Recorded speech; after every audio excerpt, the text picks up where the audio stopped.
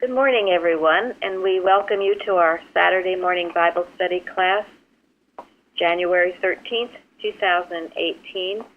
We are recording from the Plainfield Christian Science Church Independent, Plainfield, New Jersey, the United States of America. And this morning, our moderator is Shahidat from Maryland. Go ahead, Shahidat. Hello, all. Our quote this morning is from Watchers, Prayers, and Arguments, page 125. The book of Isaiah is called the Gospel of Promise. We should apply it to our daily needs. Tomorrow you have no business with. We steal if we touch tomorrow. It is God's. Every day has enough in it to keep us occupied, without concerning ourselves with things beyond. Delay to perform a duty is not obedience. The scriptures declare, now is the acceptable time. The good that can be done today cannot be done tomorrow, and sufficient unto each day are the demands thereof. The model sermon of our great master pleads for our daily bread. We need the bread of heaven each and every day. Thank you to Linda for finding that quote for us. Thank you. Thank you. Perfect. So we'll jump right into the questions. The title of our study today is Holy is the Lord. And we're going to start with question number 1. Who was King Uzziah from Isaiah? We'll start with who was King Uzziah before we go to the second part of the question.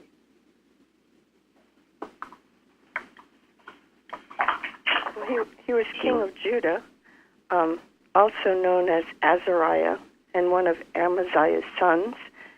He was 16 when he became king, and he reigned 52 years from 790 to 739 BC. And the first 24 years was with his father, Amaziah. How was he as a king? Was he godly? Or did he stray?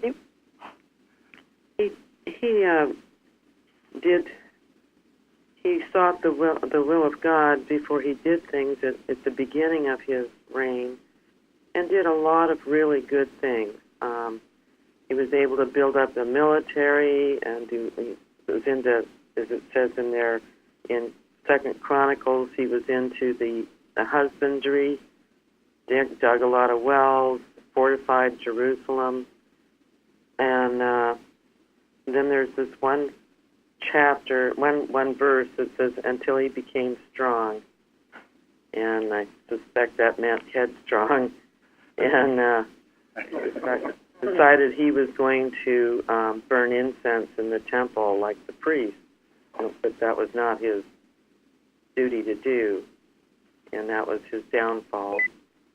And the priest had to form a wall, as it were, against him to prevent him from doing that. And he got leprosy and was removed from society, as it were, and was no longer able to reign because of that. That is very good. Thank you. Anyone want to add to that about King Uzziah? I thought it was interesting in the reading, in additional readings, we put this in at the very end. They said that they buried him in a field that belonged to the kings, and they said he is a leper, and that's what they remembered him for, despite the fact that he did profound things. Very good point, really good point. So he was buried in a field, not even in the royal cemetery, despite all the great things that he did. Yeah, I had read he was next to Solomon in his accomplishments. So what lesson is in this for us? You can't rest on your laurels. Thank you.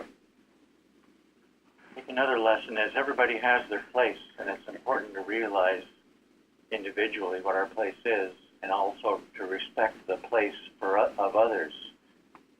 Because, here he was king, and he did a lot of great things. Next thing you know, he thinks, well, I can do anything I want, anything and everything. instead of having that humble mind, saying, God, you show me what you want me to do, and I'll have respect for other people who do their offices as well, instead of being the one who's going to take over and control everything. Yeah, good point. Yeah, I guess you're emphasizing that no matter how big we get, our place is humbly below God, His direction, everything. Yeah. We're never bigger than anybody. Exactly. And I think that's why Jesus always talked about being a servant, why he washed his disciples' feet. All the things he did, we are here to serve. Once you get blown up, it's a terrible danger. You know, pride in the Bible, it's referred to as an abomination by the Lord.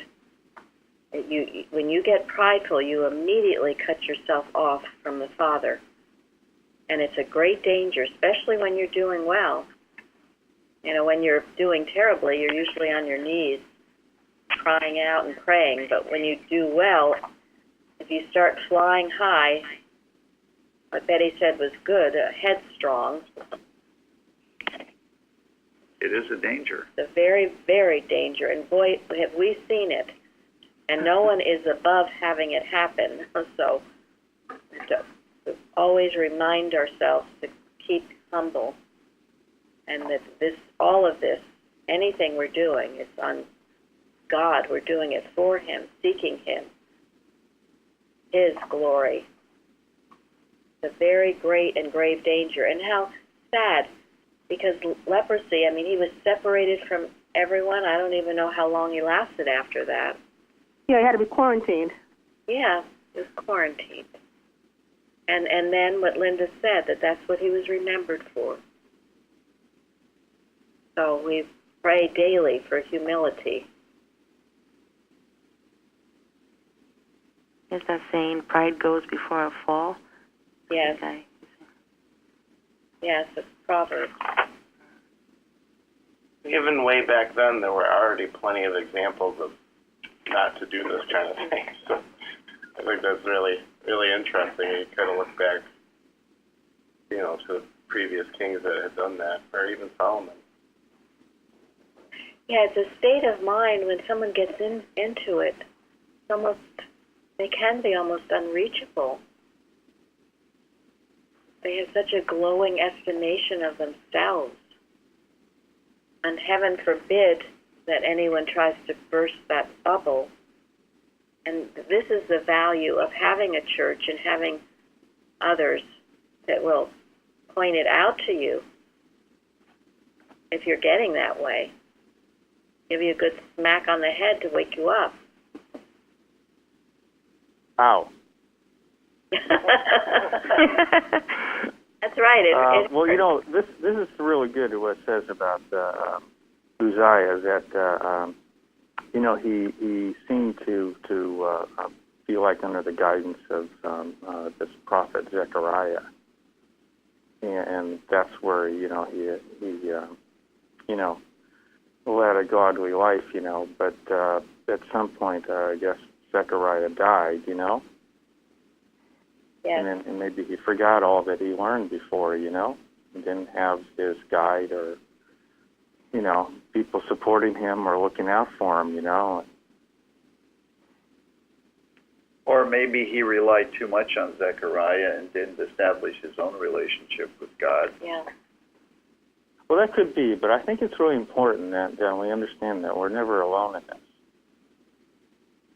And it's good to have people around supporting us. And it's the reason for a community and a church. Thank you. No, it's all very true. And all true not to be also to get too reliant on a practitioner. Because I've heard people, their practitioner died and then they were just lost. That's no good. So, I know of a situation in the church I used to go to that when this man's practitioner passed on, he degenerated until he passed it on himself. It was rather, speaks to what you're saying. It's sad to watch. And when you're working with a good practitioner, that will not happen. You can only get stronger. And if for any reason the practitioner is removed, you will find yourself in a good place, not in a bad place. Sure, certainly what we all found here with Mrs. Evans, as much as we talk about her and all of that, when she was gone, we had a strength to continue. We were not, oh my gosh, what in the world are we going to do? And that's because she never allowed any of her patients to have a personal sense of her. And the lessons she taught was strengthening, bringing out your own, dominion, your own Christ. So. Yeah, exactly. Yeah. She trained people. Because I will hear, too, that people don't want to call a practitioner because they don't want to get dependent on the practitioner. Well, that's erroneous thinking as well. A good practitioner, that does not happen. You are strengthened with her work and with his or her work and help. So It's kind of sneaky. It takes many forms. That's true. And that would be one of them. I don't want to bother somebody else, so I won't do this, whatever. Where's God? It's all personal sense. Thank you. It is. That's right, Fairly.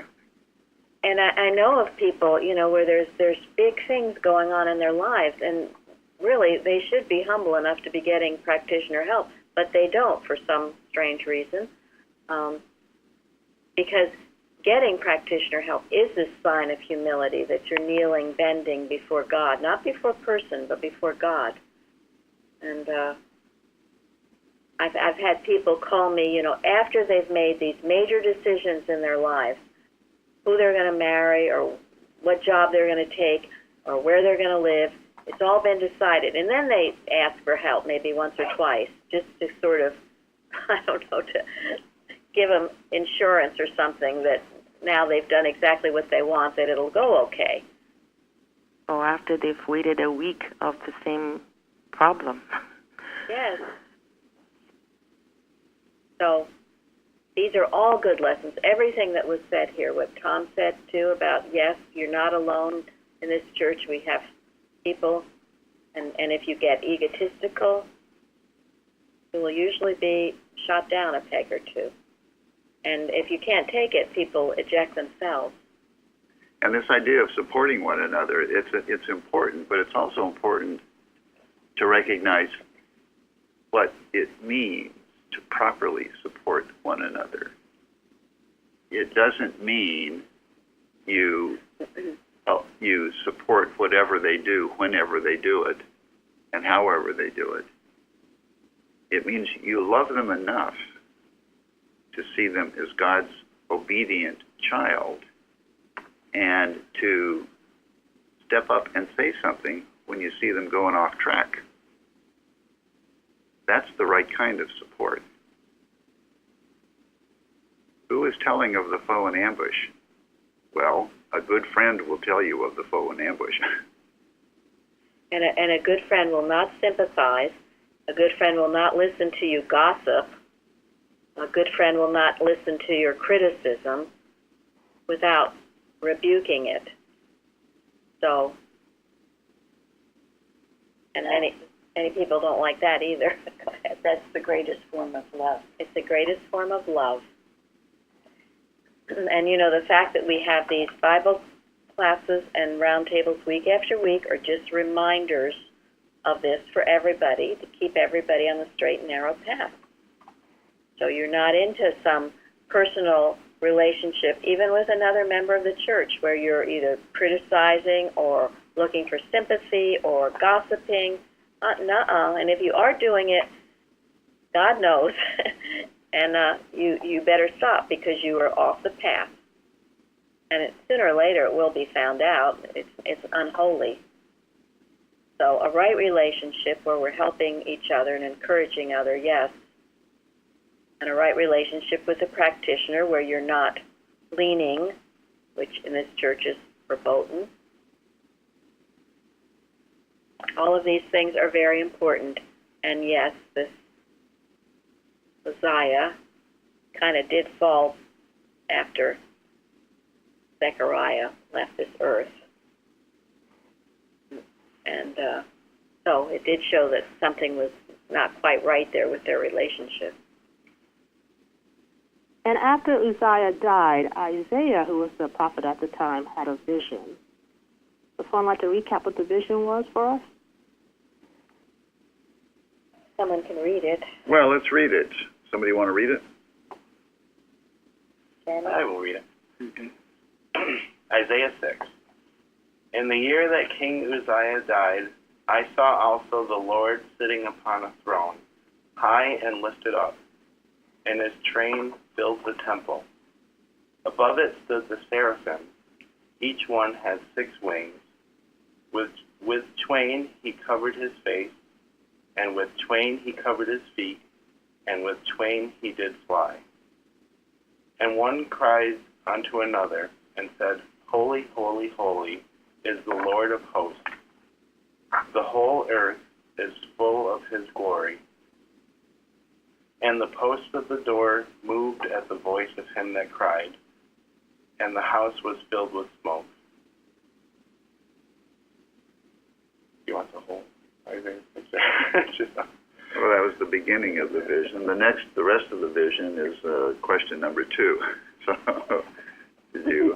You can stop there for now. Thank you. So what is the significance of this vision? What was Isaiah being told? Being shown, actually?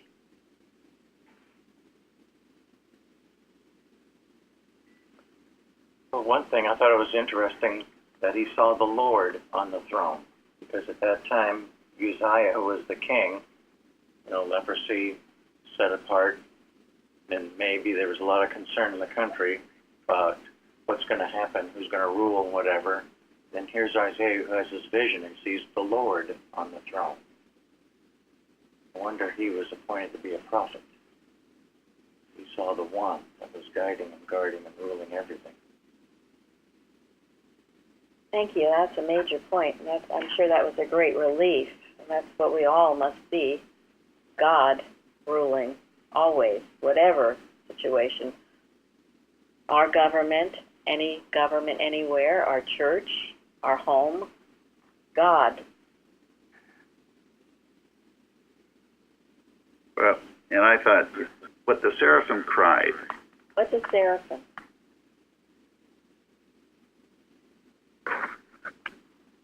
Well, Angel. Yeah, it's a symbol of seraphim and a cherubim, yeah.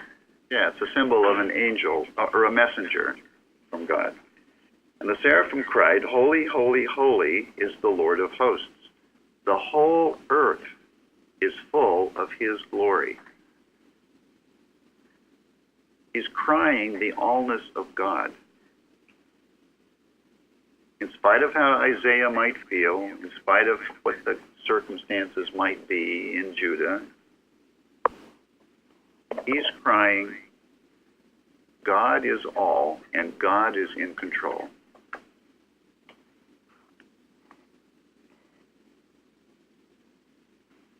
And the door moved at the voice, and the house was filled with smoke. I read, too, where in Hebrew the word seraph, I guess, is to consume with fire. And seraphim, holy angels, which means burner, they burn in love to God and zeal for his glory against sin, against all vainglory, ambition, ignorance, and pride. They were burning with it. So what does that mean? Do you burn?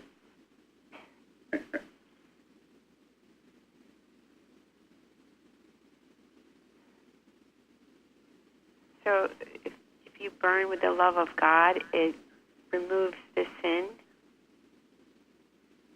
from your consciousness. If you fill your heart and your mind with God. Yes. What was burning?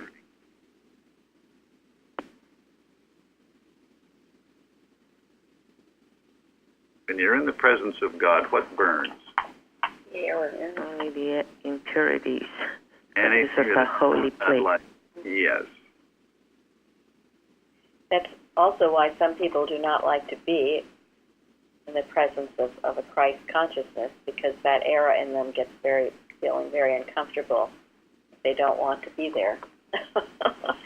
Feels the heat. They feel the heat. And a lot of them don't understand what the heat is. They think it's personal and it's uncomfortable. And some people think it's wrong, instead of seeing that it's right. Well, and we should all feel this zeal. To pray, to get up every morning with a love, a zeal to do this work.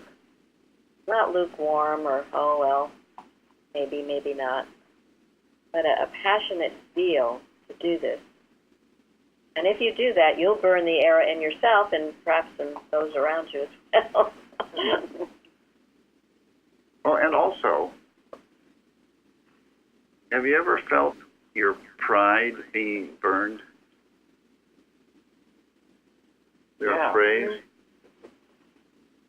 Through praise, yes. The pride is being burned. Does your pride ever get hurt?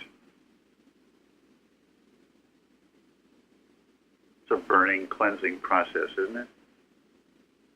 And when your feelings get hurt, that's like a little flag telling you, whoops, you got some pride. Let that be a marker for you when your feelings are hurt. Bignell Young says when your feelings are hurt, get rid of your feelings. But it means something has struck you and you're upset over it. So get rid of that pride. So maybe the seraphims were burning up the pride that Uzziah had left in the temple. Yeah. That's why it was filled with smoke. Yeah. They were cleansing and purifying. Thank you for this, Shahida. This is such a small little story, and we've never, ever had it in a lesson or discussed it. And I know it's come because a few weeks or months ago we had that song, Here I Am, Lord, which was based on this story. It's just an amazing story. And that's what inspired Bruce to write this lesson. The other thing about the seraphim, according to the 1828 Webster Dictionary and others also indicated this, is that it's the highest degree of a messenger or angel. It isn't just any old angel coming along. It's the top notch. Thank you.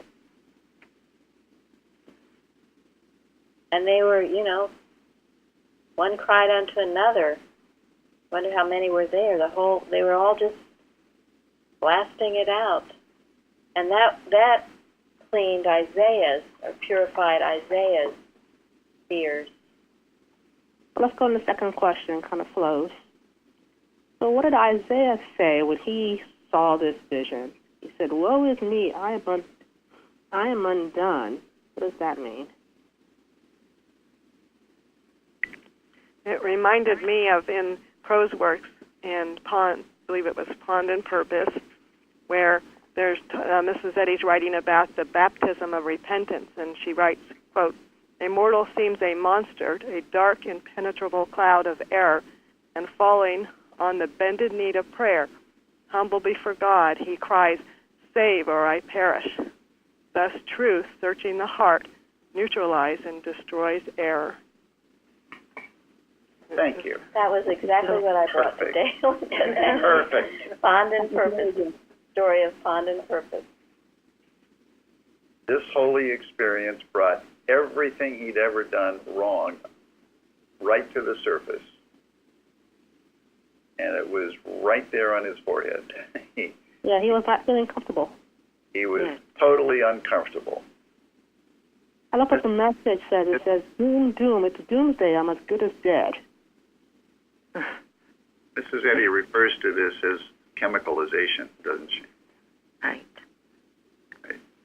When the healing process brings all of the errors out to the surface and they loom large in your thought, well, that's when they're ready to leave be destroyed. But it can be an uncomfortable process. So this is realized in the seraphim brings a hot coal to Isaiah's lips. What's going on there? Purifying.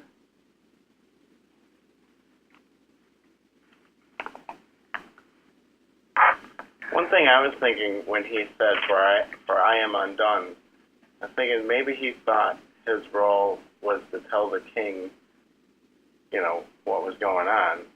But seeing that the king was God, maybe he's like, oh, I don't really have a role if that's the case, so what can I say to him?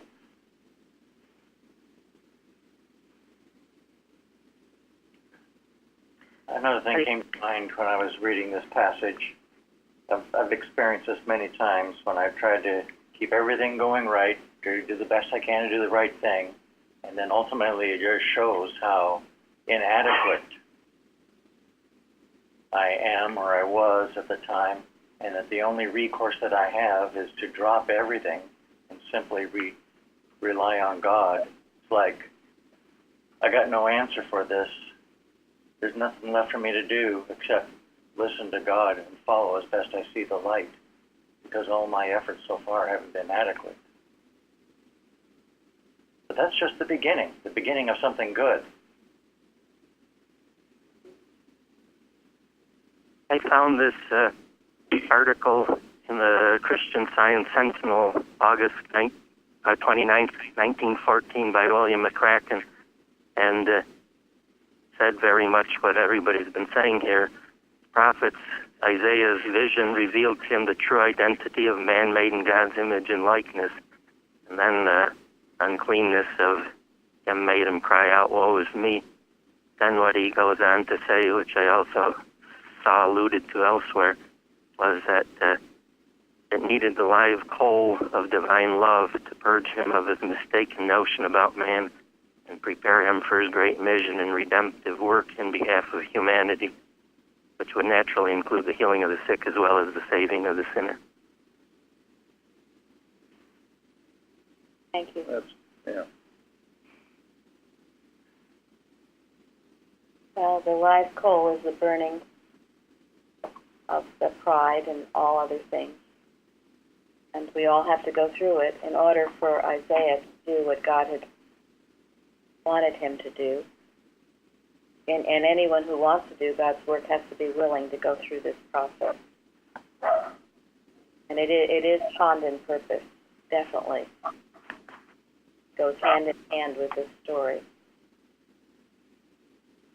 Mrs. Evans used to refer to it as the ring of fire, which is something that happens to everybody who is willing to grow spiritually and who's willing to be of use to God.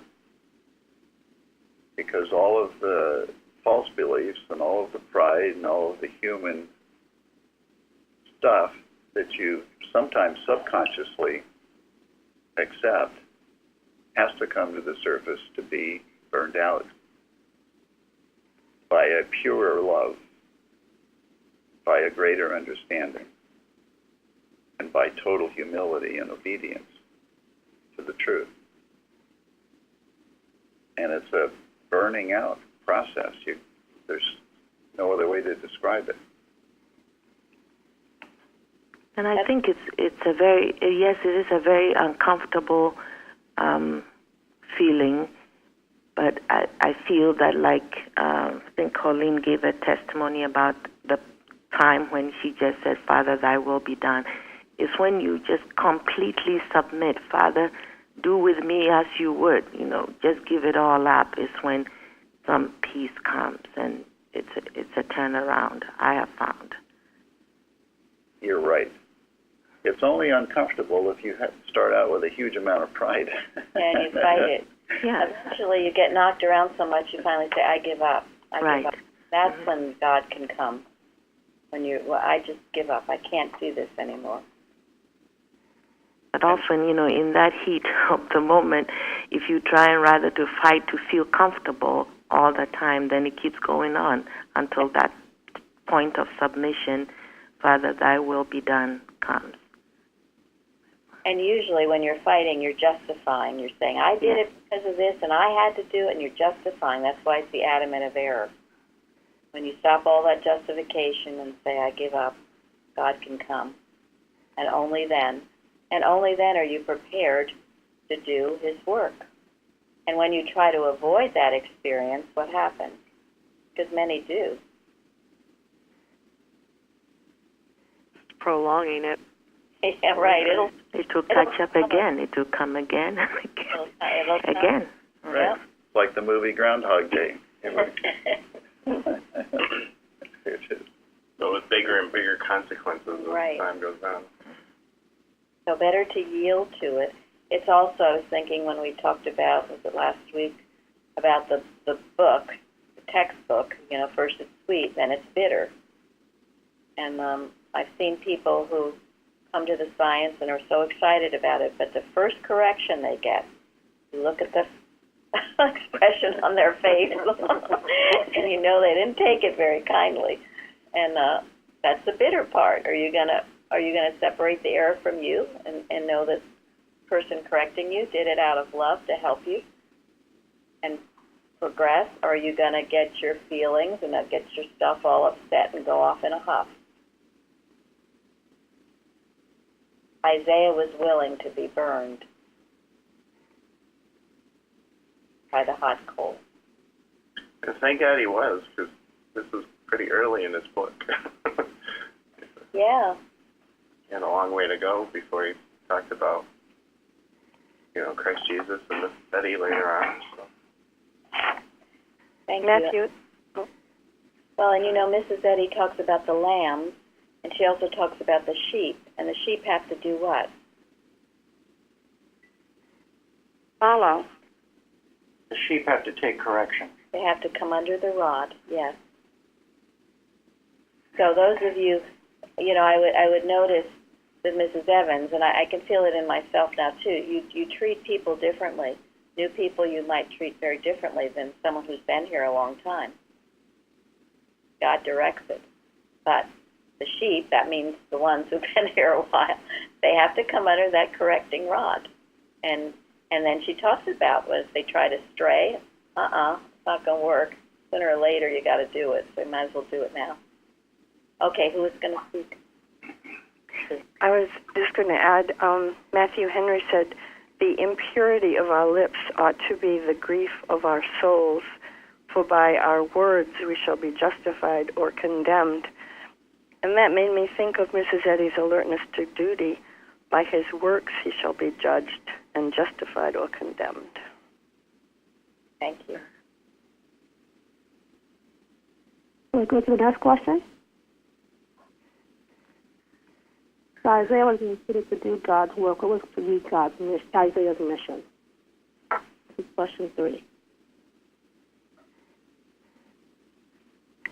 I believe he was to foretell the fall of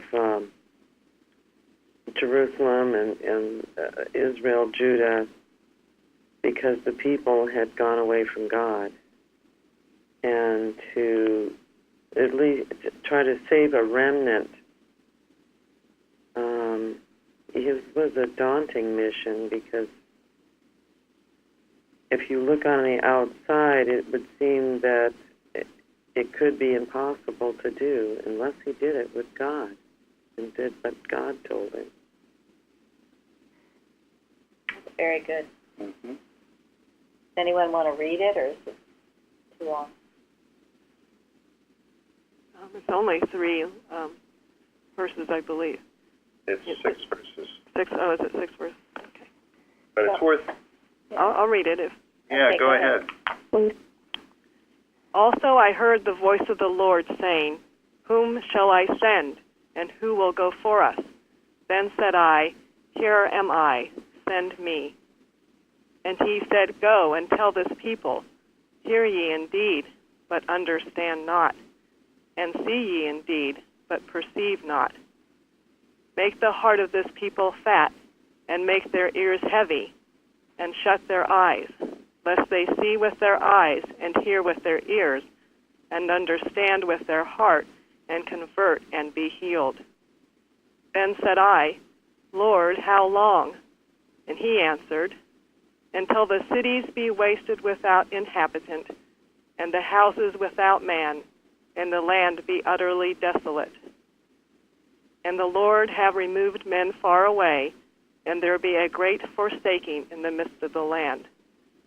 That yet in it shall be a tenth, and it shall return, and shall be eaten, as a peal tree, as an oak, whose substance is in them.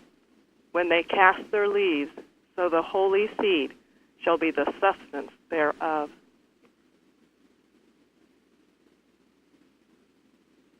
Thank you. So his mission was to warn the people of their understanding eyes and ears and their heavy materialistic heart, and to be an inspiration to the tenth that is worth saving. It echoes what Jesus said to his disciples when they asked him, why do you speak in parables? And he said, because this people's heart is waxed gross, and their ears are dull of hearing, and their eyes are closed. Lest at any time they see with their eyes and hear with their ears, and should understand with their heart and be converted, and I should heal them. And then he says to the disciples, but blessed are your eyes, for they see, and your ears, for they hear. They would be the remnant. Mm-hmm. What happens when you try to water down your message? It's lost. It misses the whole point. You're not going to appeal to the ones who just aren't getting it. Or maybe if you do, but it's going to be so watered down it's not going to be helpful. And you will lose the important ones, which is the remnant, because they want the truth. They don't want sugar-coated words. The remnant wants the truth.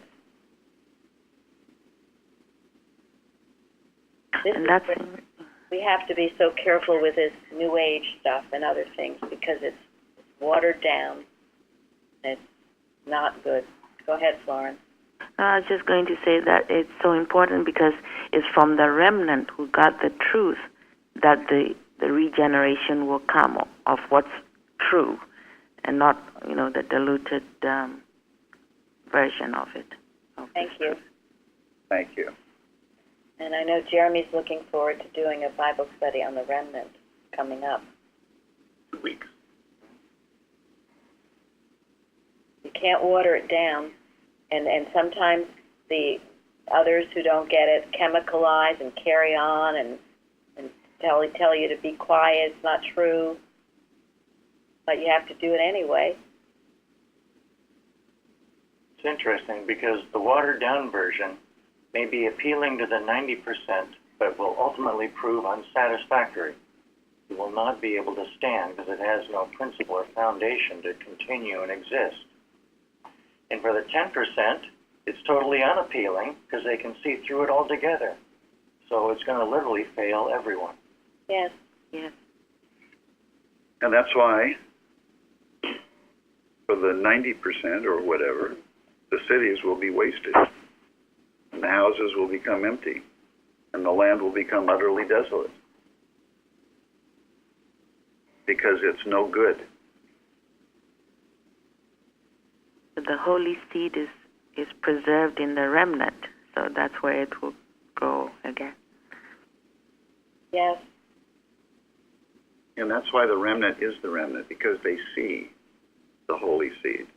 They see the pearl of great price, and it's what they want.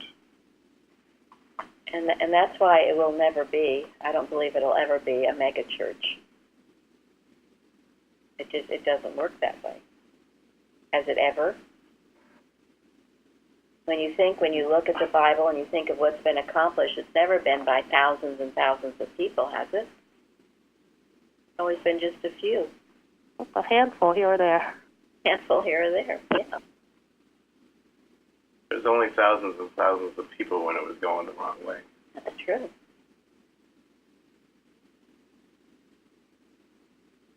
Anything else about Isaiah's mission? Well, as it turns out, further into Isaiah, he predicted everything. And not only that there would be desolation, but then the solution, which would be the Messiah. And then there's many Christian scientists that say that he foretold Jesus in chapter 53, I believe, and Mrs. Eddy in chapter 54. So he gave us the solution to come. Thank you. That was what his purifying process enabled him to be. He was a prophet par excellence. He also volunteered to do it before he knew what God wanted him to do. Thank you. That's true. Very good point. It is. And isn't that true of every prophet?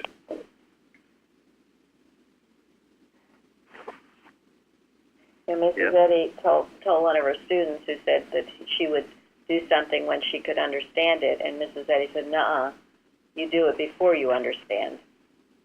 We have to be willing. That's the faith and the trust to step forward. Whether we understand or know what's in the future, you do it because God's directing it, period. Thank you. Well, he was with such holiness that he just he didn't have any questions. He just said, "I'll do it." Right. That was so beautiful. And that's what this whole lesson is about. Everybody just dropping everything and saying, "I'm going to do it."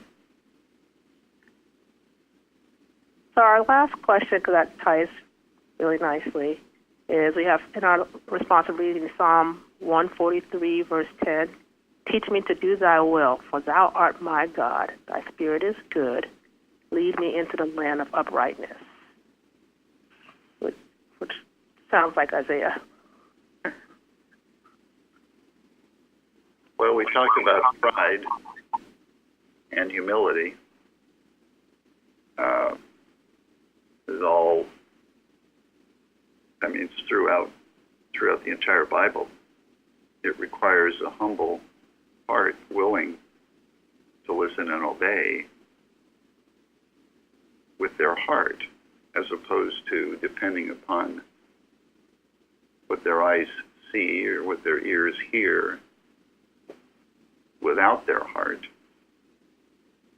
to be able to do anything of use. Mrs. Eddy refers to spiritual sense as opposed to the material senses. This is why we have to cultivate our spiritual sense. We have to trust it, because it is what tells us what God, it is how we listen to what God is telling us. And if we obey God, if we trust our spiritual sense and obey it, there isn't anything we can't do. Or let me say, we will always, unfailingly, know what is our right place and what God wants us to do. And we fill that place. I think Uzziah had,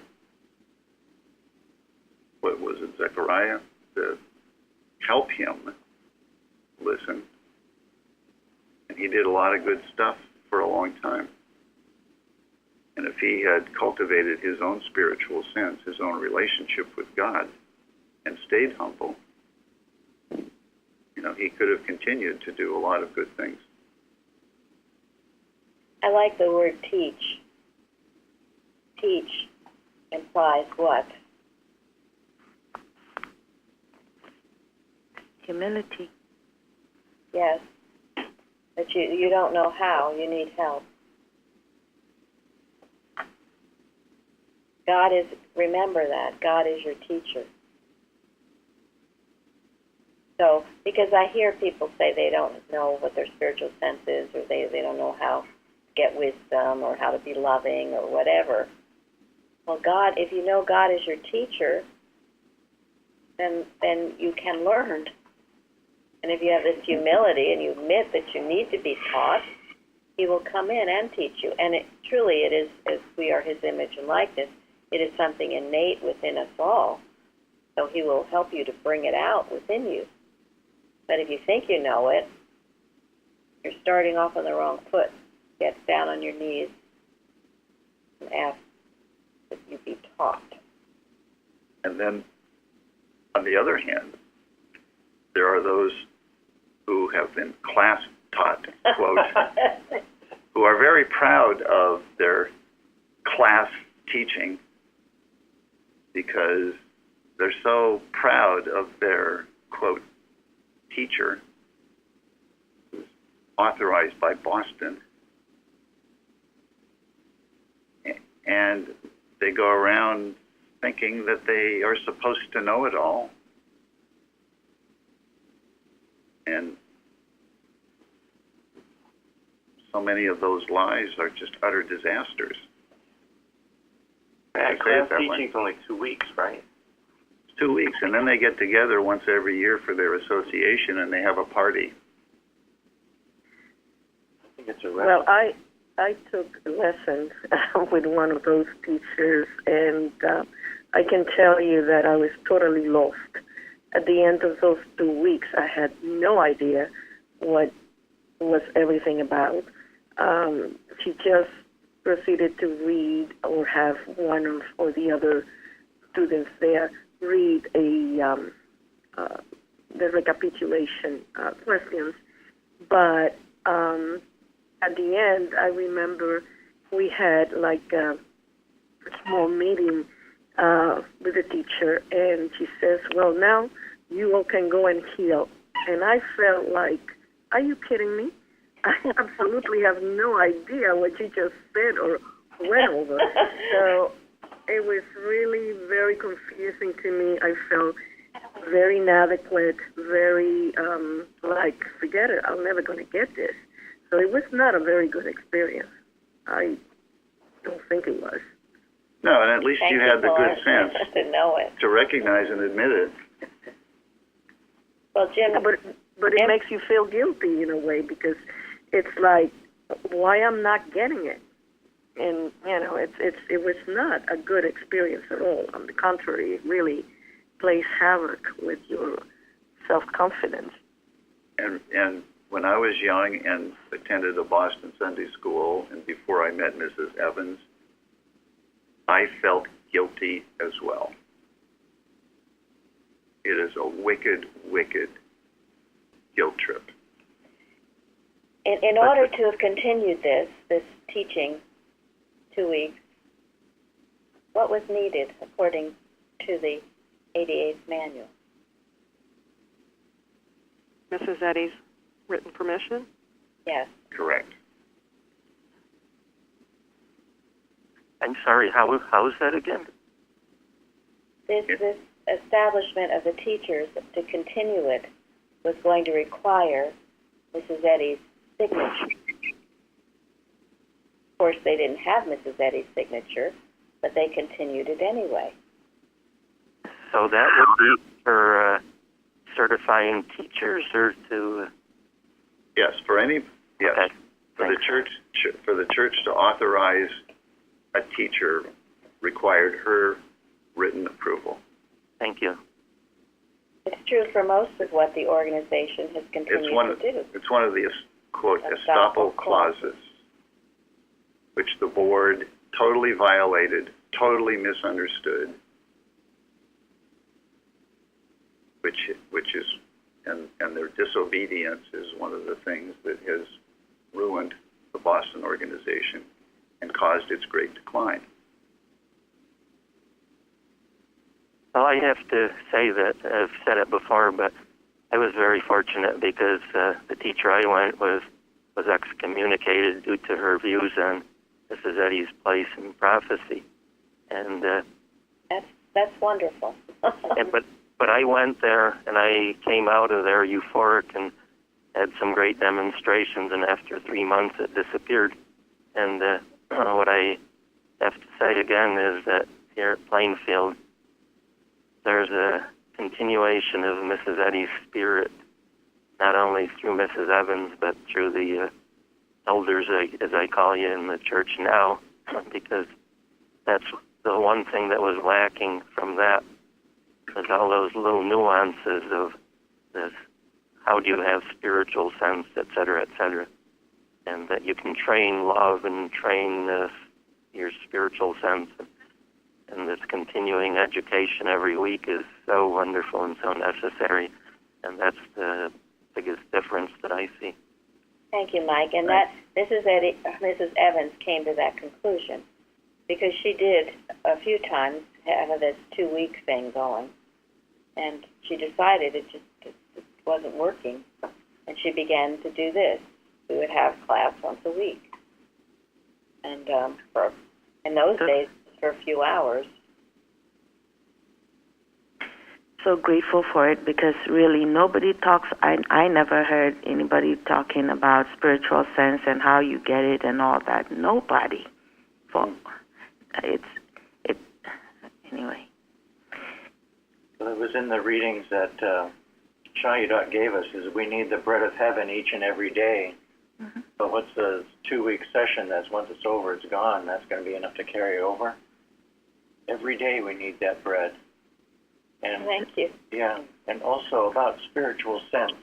It says in Science and Health, spiritual sense is the conscious, constant capacity to understand God. So it's something you have to be very conscious of, that it exists. And then also comes the consistency. Because this one-shot thing is just not going to cut it. You want to cultivate your spiritual sense. It's a constant thing. And I think that's why people probably get into the habit of, I read the lesson and then I leave what it's saying and go and do my work. It's not the sense of I have to live this. I didn't have it until I came to Plainfield. When I was listening to those classes, it's like, oh, this is really something I must apply. Thank you. Big I was difference. never class taught by an authorized teacher, only by Mrs. Evans, so I don't really know. I know Jim Dybel was telling me this week about how he hadn't learned anything in his class, and I've heard others say that. Maybe some did learn things, but I've also heard where they were teaching from, quote, unauthorized literature, but not giving credit to the Bigdal Young or others that they were teaching from, which I find immoral and dishonest. And this is not in a way of criticism. This is telling you of the foe in ambush, and there's a difference. So for those who get all upset when anything like this is spoken about, not criticism, letting you know the truth. So, and this truth is what unlooses the chains that bind. And it also explains why there's been such a decrease of membership, the closing of churches, and other things that are going on. But nothing can stop Mrs. Eddy's truth if we remain faithful and loyal and passionate about it. Another part of this sentence, lead me in the land of uprightness. Many of the commentators said that this meant a leveled out land, a stability, not up and down, but stability. And these are what weekly classes do. So you're not up for 2 weeks and then down for the rest of the year or whatever. It's this stability, a reminder. I need it. If I need it, I can see, and I've been doing this for going to class for years and years and years. So it's just a time to get together, praising God and deepening our understanding and our affection and love for our Creator. And how do we have the right to do it? How do we have the right? We are an independent church, so we don't have to ask Boston what to do. And thank God for that. I was amused because at the bottom of on YouTube where we had our Christmas Eve service, someone commented and said, "Can you have candlelight service in a church? Is that in the manual?" I laughed because I know they were criticizing us for conducting a Christmas Eve service. Because it's not in the manual. Well, that's true. It's not. But what about the disobedience of the external classes? Right.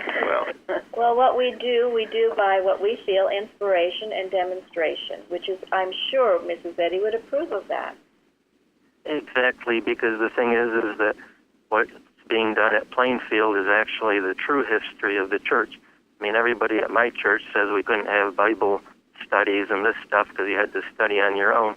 But when you read between the lines of what the old workers, I mean, they always got together. I mean, they didn't, what did they talk about? The weather? I doubt it. I mean, they talked about Christian Science, you know, so they all got together, but then they studied individual and came back and talked about it.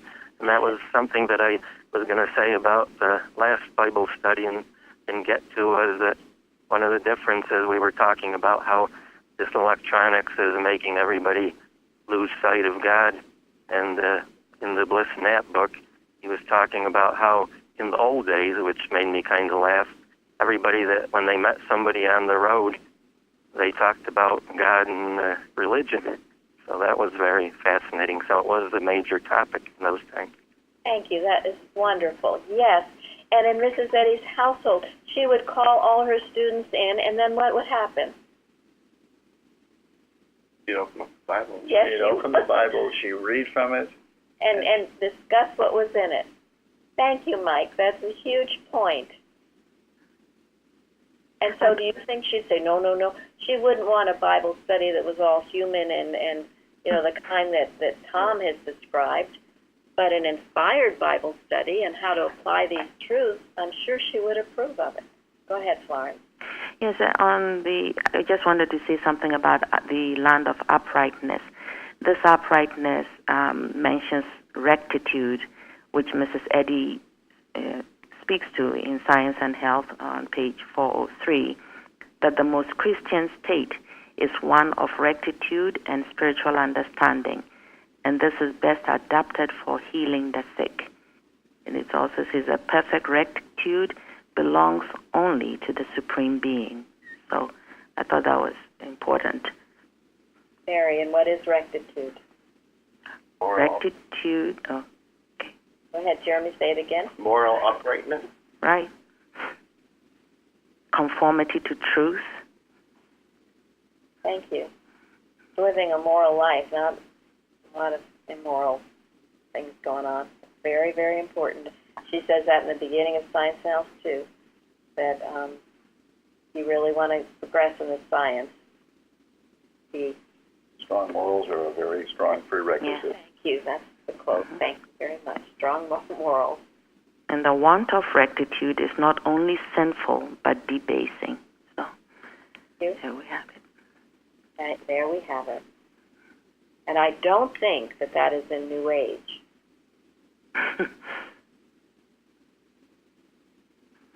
Well, even if they would say something like that, they wouldn't give you the practical way to go about it. Yeah, and my understanding is it's not referencing the Bible. Well, New Age won't help you handle animal magnetism either. No. Tells you all the good things about God and what you can look forward to, but it doesn't prepare you for the attack that you're going to get from mortal mind when you try to kill it. Most important. I mean, otherwise you go on and then you don't know what to do. You're totally lost when something comes up. No, it's like going into battle without any armor or without a weapon. What a stupid thing to do. Absolutely. Walk out there whistling. Yep.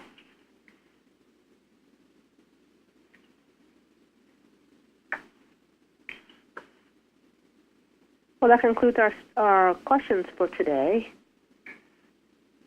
They were wonderful. Thank you. Thank you very much. Thank you. Thank you, Shahidat. Thank you, Shahidat. I thought I also mentioned that Mary Baker Eddy's husband gave Bible studies. So. Oh. Yeah, we did a quote like that a long time ago. That's right. And actually, they would, in the old days, in the beginning, they would have a service, and then they would have an adult Bible study. Interesting. Horror. Well, all of these truths, thank you all. They're wonderful. They're all being revealed. Thank you. Thank you. Thank you. for the lesson, Thank you. Bruce. Mm-hmm.